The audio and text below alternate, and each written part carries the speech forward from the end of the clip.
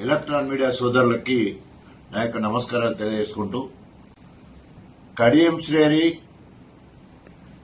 నిన్న గన్పూర్ నియోజకవర్గ కేంద్రంలో కళ్యాణ లక్ష్మి చెక్కులు ఇస్తూ ఏదో తులం బంగారం ఇచ్చినంత పోజులు కొట్టుకుంటా ఏం మాట్లాడాలో తోయక పిచ్చిలేసినట్లు మరి కల్వకుంట్ల కుటుంబం గురించి మాట్లాడినట్టు తెలుస్తా ఉంది.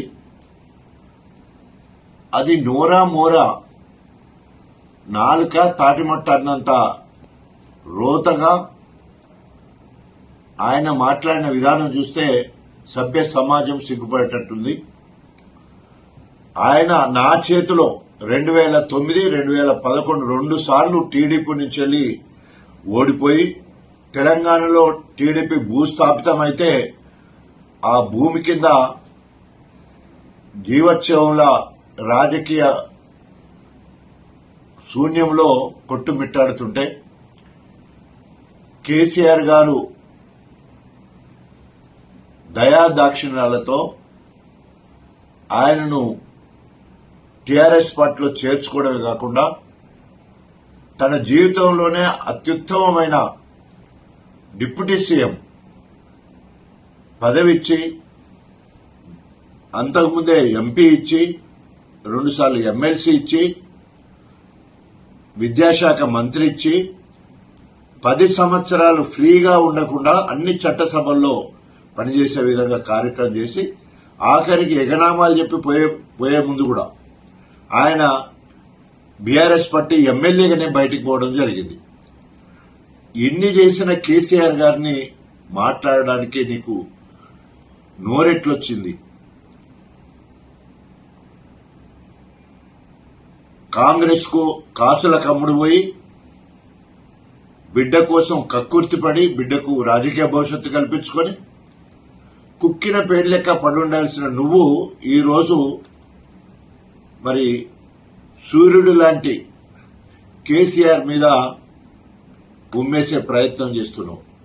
ఆకాశం ఎత్తునున్న కేసీఆర్ గారు, నువ్వు ఉమ్మేస్తే అది నీ మీదే పడుతుంది తప్ప కేసీఆర్ మీద పడదు. అది నీకు పాపం కలుగుతుంది. ఎందుకంటే అన్నం పెట్టిన వాళ్లకు సున్నం పెట్టే జాతి నీది. నీ నోటనే అన్నావు కదా కేసీఆర్ గారిని జాతిపిత అని, తెలంగాణ జాతిపిత అన్నావు. తర్వాత కాళేశ్వరం ప్రాజెక్టు వరప్రదాయని, మానస పుత్రిక అద్భుతము అని నువ్వే మాట్లాడి పవర్ పాయింట్ ప్రజెంటేషన్ కూడా చేసినావు కదా. మళ్లీ ఇవాళ కూలే కాళేశ్వరాన్ని మాట్లాడడానికి నీకు నోరెట్లొచ్చింది కడియం శ్రేణి గారు? అరే నువ్వు ఒకవేళ కనుక నీకు లోకల్ బాడీ ఎన్నికల్లో సర్పంచులు గెలిచినాం, మున్సిపాలిటీలు గెలిచినాం, బై ఎలక్షన్ లో జూబ్లీహిల్స్ తర్వాత అక్కడ కంటోన్మెంట్ గెలిచినావు అంటున్నావు కదా. మరి ఇంకెందుకు ఆలస్యం చేస్తున్నావు? ఎట్లా గెలుతావు కదా నువ్వు, వెంటనే రాజీనామా చేయి నువ్వు. ఎందుకంటే అది హైదరాబాద్కు వస్తే అసెంబ్లీలోనేమో నేను బీఆర్ఎస్ ఎమ్మెల్యేనంటావు, గన్పూర్కి వస్తే కాంగ్రెస్ ఎమ్మెల్యేక్క కారు కూతలు కూస్తా ఉంటావు. ఇదెక్కడి న్యాయం నీకు? ఇదెక్కడి ప్రజాస్వామ్యము? 2 తలకాయల పాము ఉంటుందని విన్నాం, కానీ నీకు 2 నాలుకల ధోరణి, నీలో 2 రకాల మనుషులు, తర్వాత ఏమంటారు నిన్ను మొత్తం కూడా బహురూపాలు, ఎప్పటికి రూపాలు మార్చే దాని లెక్క చేస్తా ఉన్నావు. ఈరోజు పిలిచి నీకు అన్ని రకాల పదవులు ఇస్తే ఏదో అంటారు కదా పాలు పోసి పెంచితే పామే కాటేసినట్టు ఈరోజు కేసీఆర్ ను కాటేసినట్టు మాట్లాడడం నీకు తగదు కడియం శ్రేణి గారు. ఇప్పటికైనా నీకేమైనా చిత్తశుద్ధి కనుక ఉండేది ఉంటే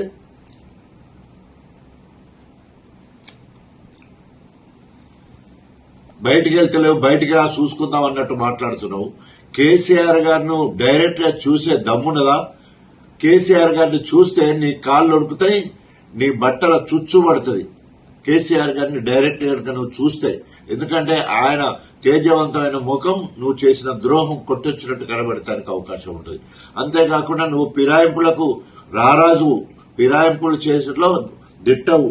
అదేవిధంగా మరి ఈరోజు నమ్మక ద్రోహానికి పరాకాష్ట నీ ప్రవర్తన. ఇట్లా చెప్పుకుంటూ పోతే అనేక రకాలుగా మరి ఈరోజు ఉన్నది. అదేవిధంగా ఈరోజు అందరి చేత, కేసీఆర్ చేత లాభం పొందినవు, కేటీఆర్ చేత లాభం పొందినవు, హరీష్ రావు చేత లాభం పొందినవు.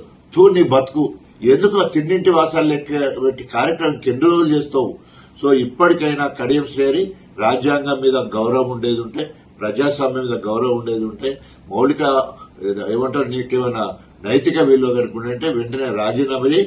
నీకు బాగా బలం ఉన్నదని విర్రవీగుతున్నావు కదా, రేపు నువ్వో నేనో తెలుసుకుందాం రా.